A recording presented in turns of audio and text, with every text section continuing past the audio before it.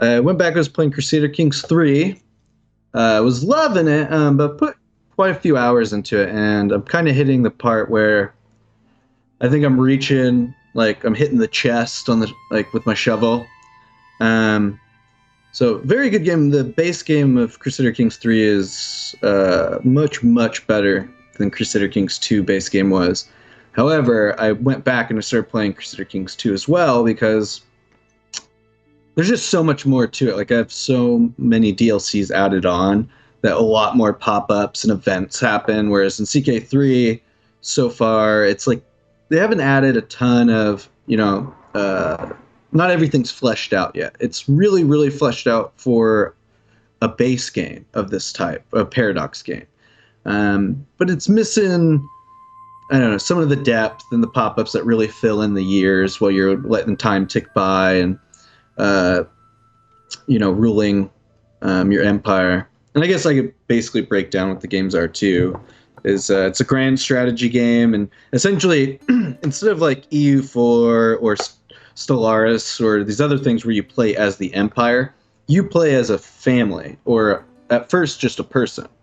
And you can start as like a lowly count with like one landed title or like a mayor. You can get down to really small little guys. And the game spans, CK3 spans 860 something, the Age of Vikings, all the way to like 1345, 1435. Like maybe it's 1435. In CK2, you actually have an even earlier start date of like 760, time of Charlemagne. And so you span the 700 years plus, and you live out your family's legacy, and there's traits you can get. There's genetic traits, so you can start your own like genetic farm where you marry like a woman that's a genius and you're beautiful, or maybe you're just pretty, and you can like mate with these people and get better grandkids, and you want like your heir, and so you have like the laws of your realm that maybe you don't have progenitor for hundreds and hundreds of years, so your titles can get split amongst other kids, but you can just kill one of your kids or try to send them out to war so they die, and try to consolidate your power by getting better titles, like a king title. You can murder other dukes. You can cuck kings' wives so that their children are your children. You can do, you can form a fucking witch coven. You can reform religions. They're just, you go on crusades. It's just so much to the game and crazy shit you can do. You can torture prisoners until they become insane puppets that'll do your bidding. Good lord. Yeah. You can like get giants, like you can get the pox, you can get, retarded kids. You can inbred a family over 700 years to the point that they're all tiny, giant-faced, weirdo-looking midget, like people that are literally like retards in the game. No, you can't. Yes, you can. No, you can't, dude. Empires. Oh yeah. Absolutely. You can take your own granddaughters as concubines. I mean, it's fucking wild the shit you can do. Yeah. And that's just CK3. And CK2's got the vast majority of that, plus a whole shit ton more, because, you can just form a whole religion worshiping Satan, and you get, like, working for the Dark Master, you can start getting deformed and all this fucked up shit, but you also gain powers in ways, and you can form your own, like, Illuminati type faction, or join secret orders and gain bonuses that way, trade in a republic instead of like a feudal system. It's just like an insane game. I was listening to another podcast. Someone kind of described it as like a one-player, like, and it's not even one player, but like a one-player D&D session, where, but it's not, you don't have hardly any magical stuff. It's just a very little bit. But it's just a lot of fun, and some events are very rare. So like if you like that type of role playing, like it's very cool. And you can do some crazy shit. I was gonna ask you, like, would you relate it to maybe a very complex, in-depth board game? Maybe is that a good way to maybe look at it? Yeah, I suppose you could. Yeah, I think that's a fair assessment. And kind of the world right now stretches from all of Europe, all of North Africa, and then all of like all the way to from the east, from Russia to India to the southeast, but it stops right kind of where China and Japan, all those places start.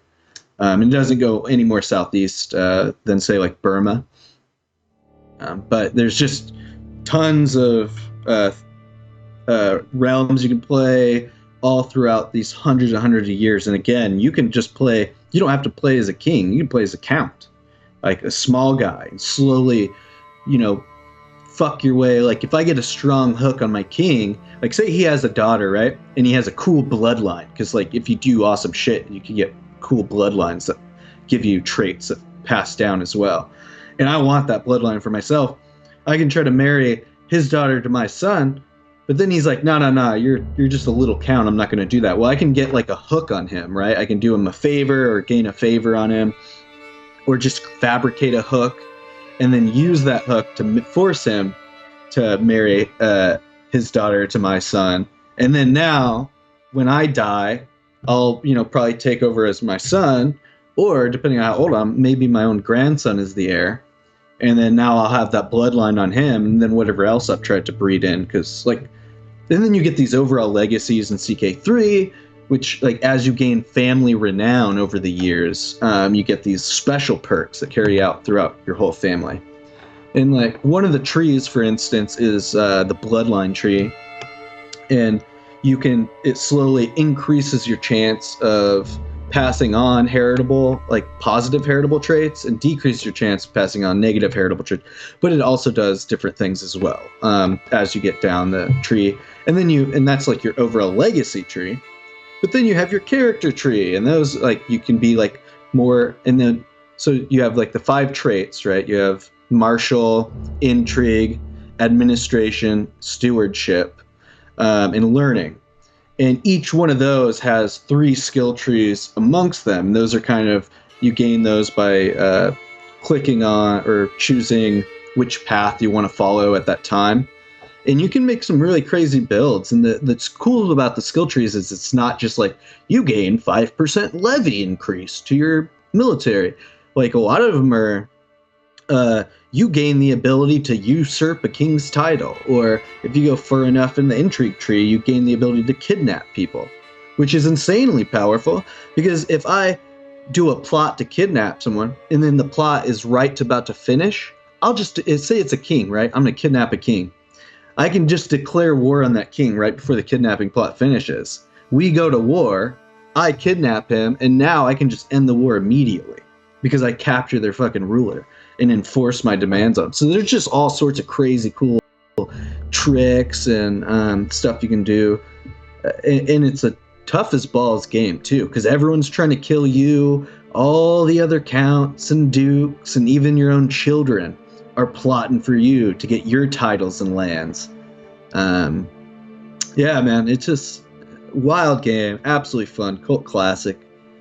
And the new one's great, but it's also, the new one's not there yet. It's like when Civilization 6 came out, I was like, nah, I played like 100 hours. I'm like, nah, I'm done with this. I'm going back to 5.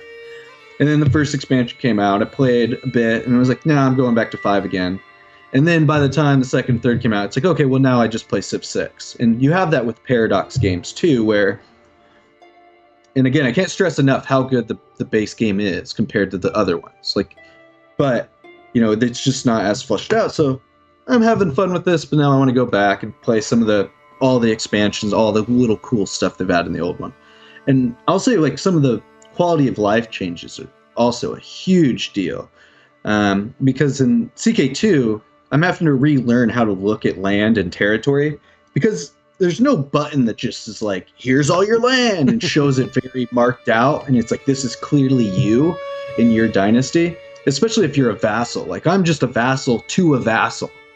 So I have to kind of look at his territory and then just know which counties in his realm are mine.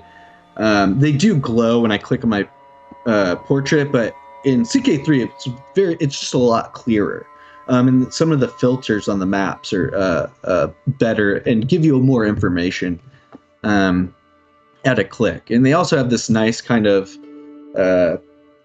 Russian doll type of setting where if I scroll over, like in CK3, if I scroll over a duke, right, it'll kind of show me some stuff about him, and then I can scroll over some of those things, and then it'll bring up another pop-up of like information that I want. So information is very quick there, whereas in CK2 you kind of need to know a little bit more about the where to find certain information. You kind of got to flip between filters and screens more often to get the same amount of info that you need. So that has been kind of a problem going back. And also in CK3, I can move the map with WASD and then click on shit, and then I have my spacebar to stop time. Perfect. That's exactly how a game should be.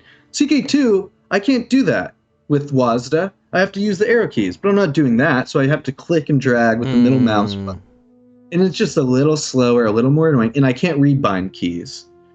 And I'm sure there's mods that allow me to do it. However, I want the Iron Man mode so I can unlock achievements and stuff, and so I'm playing the toughest way, and that just turns off the Iron Man playthrough, or at least the achievements part of it. So it's a little rough going back a bit, but it's worth it overall because of the sheer amount of different paths and stuff that pop up and interesting intrigue abilities that you can do.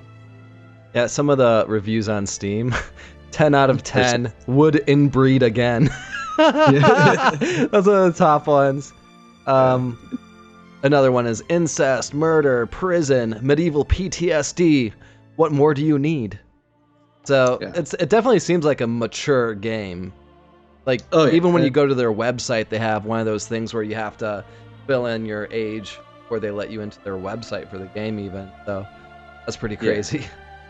Well, and even if it wasn't for those things, like, which it definitely is, but it's like you have to be a very smart child to pick this game up. I mean, it's a game for grown adults and living out, especially history nerds. If you're a history nerd, you're gonna fucking love this game because these families, the vast majority of the families, even to the count level, are real people from history documented in dynasty trees, and you have their houses, and they tell you about some of them. Even the minor ones, you'll get little blurbs on them. And this is in India, in Mongol invaders. There's Mongol bloodlines, people that left over from the Mongol invaders, Huns, like different members of that family, families that died out that have historical precedence. So it's just some of the like overarching things that you can do is like form this kingdom or whatever, or as like some of the achievements are as this character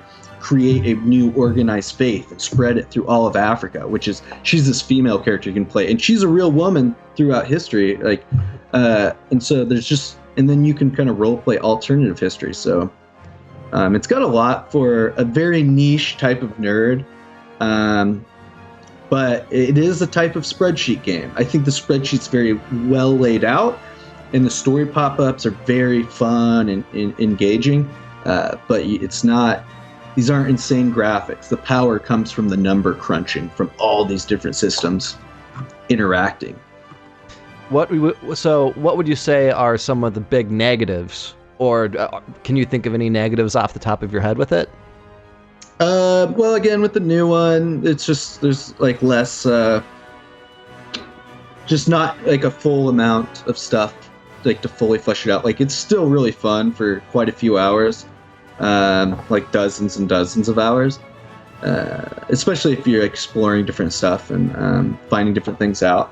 But it's just, when you've played the old one, like, I think a new player would like have an absolute blast and wouldn't notice this, but like if you play the old one, you're just like, oh man, in a couple expansions it's going to be so much better. So you just kind of know that. It's not the most accessible game, even with the new tutorial, which is much, much better than the old one. It's not the most accessible game. If you're not, I don't know, if you don't have like a base level of intelligence or above, it's probably gonna be too hard for you. If you don't have the interest in learning game mechanics, like you're the type of guy who maybe you're smart, but you like to get it in there and just start shooting people in the head. Are you talking about me? Yeah. Probably not your type of game. Well, I said smart, so maybe not. Fuck you, man. But if you love like role playing, you love history, you love like full blown RPG over dynastic, like 700 years, and you love the idea that you could play for 60 years and get killed by your kid, and then your titles get spread amongst 3 players, and you got to reclaim them as one of the brothers of the kid or whoever. Like, you're gonna love it. Yeah, it's definitely badass. It seems like an absolutely crazy game. Like, I've never played Crusader Kings game, and yeah, the barrier to entry is actually, it's a $50 game on Steam, and it is free on, or not free, but it's a part of Game Pass. Oh, it is. Wow. Yes. Okay. Well, that's good. Yeah. Yeah, because it's $50 on Steam, and that's $75 for the Royal Edition.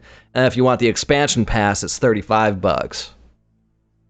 So yeah, and I think the expansion pass, like, I do already actually have it, but it's not worth it yet because they've only come out with one flavor pack, which increased the Vikings. Like it made the Vikings a lot more fun to play.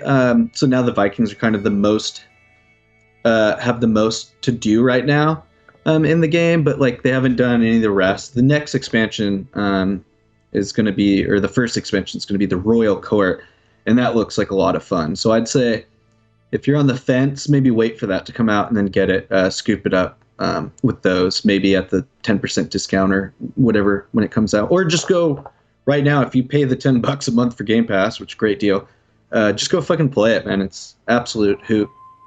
Nice. It is tough to learn though, and that's one of the main downsides. It's got a big learning wall, but the community is cool too. So if you go on Reddit or Discord, really cool community. You can learn a lot of really awesome tricks. A lot of YouTube videos too that teach some really cool tricks and some of the best leaders to play or role play as. Yeah, and you can create too. They just added this. This wasn't in the base game. But they added it as free patch. But you can create your own ruler. So you can click where you want to start, at what level, and then just create your own ruler. And you have a certain amount of points you can spend. So you can actually, like, I've been making rulers that just have the genius trait, which is the most powerful, like one of the most powerful traits in the game. And so it takes up almost all the points that you can spend on the character. But, you know, being able to start out with that trait is pretty powerful. So could you play like a file indefinitely, or is there like an actual, you have won the game? Like the game ends at like 1435. So it's a timeline thing. It is. Okay. But what's interesting is, and they don't have this yet for Crusader Kings 3, but like in the old Crusader Kings 2, you could play Crusader Kings 2 from 760 to 1435, and then import your save from Crusader Kings 2 into EU4, Versa Universalis 4, and then play from there to like the 1800s, and then from 1800s play Victoria 2 with the same save and all the changes that have happened through the previous 2 games. Oh. Play that, and then that goes up to World War II, and then import your game and play all of World War II from these. Holy shit! You can be totally different world. Totally different. Yeah, that's insane. So they've already said they're coming out with the new Victoria 3. So I have to imagine the EU4 will be following, and then I think so. I imagine they're going to add the same stuff once the new versions of all the games come out. So yeah, it's pretty crazy. So if you were to start a Crusader Kings 3 file and you were actually pretty good with the game, you know, you've got several hundred hours playing Crusader Kings 3, how long would you say a file would take you to complete? Well, it depends, because you can start at different dates. So like you can start at 1066, would take a lot less. But you can also die. Like, even if you're a great player, it's very easy to get killed. Like I was playing the other day, and then like it's doing good, everything's going well. Then death was like knocked on my door. Like I let this priest in to stay at my castle for a few days, and he knocks at my door at night. And he's like, "Oh, can I help you?" He's like, "Yes, I'm death, and I've came to claim my right." And then I was like, "How about we play chess to win?" And then I lost the chess game, and he killed me. What? Yeah, so death came as an assassin, but assassins can come on their own. You can get literally you can just get fucking smallpox and die. So it can be a long game if you don't die and you have a bunch of heirs, so like you're set up to always have an heir to go to if you die. It could last easily hundreds of hours. Like there's also the game speed, so like Times of War, you're going to play slower on the slower game speed, and you can always pause. But then if not much is going on, you kind of want to get to your next heir or whatever, you can just let the game speed go really fast. But yeah, one game playthrough can easily take hundreds and hundreds of hours. Wow. That's very cool. I might have to start playing that then, because yeah, it's fun. Oh man, okay. I'm a fan of Paradox. What a great dev they are. Yeah, I do have my bone to pick with all the DLCs and their pricing on it, but their games, I mean, especially once they get flushed out. Wait until you hear about the second Epic Games, because with the DLC on that one. Yeah, I mean, yeah, that's just pretty much it. It's just comparing the two. They both. Oh, you can also play CK2 for free on Steam as well. So that's just a free game now, the base level. And like I said, comparing the two, the original has just got the more content, but 3 is more accessible. Quality of life improvements are so good, and it's much more, filled out than the base CK2 game was. So it's still a complete game. Excellent. Well, I think that's probably the longest segment we've ever done on a game on the Nuclear Grenade podcast. It's a thick boy game. Yeah. Well, I still have like a bunch of questions, but then we're getting into the nitty-gritty. Let's talk about it. We don't have too much news and shit. Well, one of my questions was like, so there's a lot of relationships and breeding and stuff like that goes on. So they must have, thousands of avatars that they use? Like you were talking about having like breeding and creating like a deformed, retarded militia. So they have all these avatars for like these deformed people. No. Like in CK2, I think it was mostly avatars, if I'm remembering correctly. In CK3, it has like a 3D engine now, so you create your character and you can even do nose depth and eye color, and control really detailed. And then that is tied to I guess the genetic traits in the game behind the scenes. And then it's crazy too is if your character if you breed with someone, they have like what's that called when you have that cleft. Like the kings used to cleft lip. A lot of kings used to have. Then your kid can get that, and then that's just part of your like bloodline can pop up. And it literally on the photo, the avatar, your character, it'll show that. Okay. And then like you can butt heads, guys with the big butt chins. Oh yeah. Like you can get bleeder traits, which is common in the actual royalty up to date. Still is hemophilia, because they are all fucking each other. Hemophilia is where you bleed out really easy? Yeah, your blood does not clot. Wow. Yeah. So is it turn-based, or it's all like real time? Real time. And you can speed it up or slow it down? Mm-hmm. Okay. Yeah. Gotcha. And how does everyone's doing it. How does combat work? Okay. So combat is you have levies, which are based upon how many counties and castles and stuff you have. So like let's say I'm in a feudal level, so that's a feudal government type, and then I can build holdings and say I have one county, and my county is a big county, so it has 5 slots, and I fill those slots, and I can fill them with either a castle, a city, or a bishop, a church, basically. If I do the church, then that gives pretty good gold and pretty good levies, which are your troops. However, if I have a bad relationship with them, they might just send all that tax money to the Pope and say, fuck me. But if I build a city, then I have low levy. And if I have a castle, I have high levy, low tax. And so the more holdings you have, the more troops you can summon. And then it becomes basically a doom stack. And you can lead your armies, and you have your own fighting prowess, and you have your vassals and people in your court that can be leaders of your armies, and they have their own stats and their own dynasties and bloodlines. So it's the more land you hold and the better developed that land is, the better troops and more troops you can have. And then it's, just doom stacks, sieging places, and then painting the map with your color. But it's more about like intrigue. Like the war is simplified and you can take it over, but it's all about maintaining that power and then not having your own people riot against you and your people forming factions against you.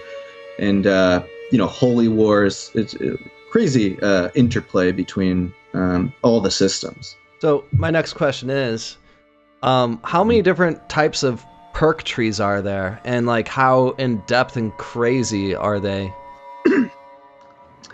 So your basic, so in CK3, your basic individual, the lifestyle is what they're called. There's 5 of those, and they each have 3 trees amongst them. But if you fill that whole thing out, it's 27 points. It'd be insane to even get all of them on one character before he died. Like, you'd have to be like a genius and have all these things interplay perfectly. But you can get quite a few each lifetime, as long as your character lives a decently length of life. And one of them, the learning tree, increases your learning, but also it has a few points for being healthy. So you get kind of health boosts, which will help improve your resistance to disease and how long you can live. And how do you unlock those? You just gain them over time. So it's based on your learning skill. Okay. And then also pop-ups and events will happen that you can do to gain extra experience in those things. And then there's the legacy tree, which is about 6 or 7 if you're playing a non-Viking, and then it's like 9 if you're playing a Viking. Each one of those have 5. However, those take a long, long time to get, and they're done throughout your whole dynasty. So that's based on your renown. So the more of your relatives that become counts and dukes and kings all contribute to the pool of renown of your family's name. And so over time, that'll increase how much you can gain. And then those perks are very powerful. But like I said, they're hard to get. Okay. Well, so if you had to rate it on a scale of 10, 10 being the best, what would you give it? I'd say right now CK3 is a 8. But I think with the way the first flavor pack went, and from what I've seen of what this first expansion pack will do, I'd say easily in 3 or 4 expansion packs it could be a 10. CK2 is already probably one of my 10 games. It's one of my back pocket games, like Civilization. Where would I give Civ a 10 on every technical level? No. However, for me, as a game that I'm always going to go back to, and it's always going to be like this heroin addiction that I got to do once a few times a year. 10 out of 10, just top tier game for a person like me and the type of games I like to play. It has everything. It's like one of the best management kingdom 4X games ever, and this one's looking like it's carrying on the mantle very, very well. Very cool. All right, so the game you were also playing. Jesus Christ, I feel weird going after that, man. Yeah, so the other free epic game of the week is